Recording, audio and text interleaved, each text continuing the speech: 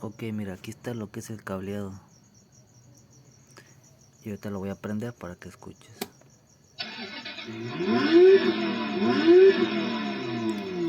Este motor aquí fue donde salió mucho humo, esta parte.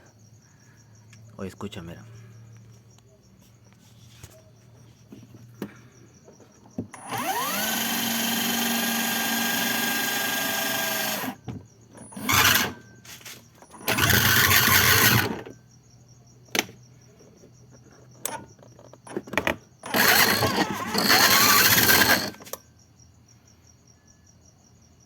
Ese es el ruido que tengo que hace, ya no tiene fuerza, hace mucho ruido. Y al principio todo estaba jalando perfecto, nomás de repente empezó a hacerle así y tengo que empezó a salir humo.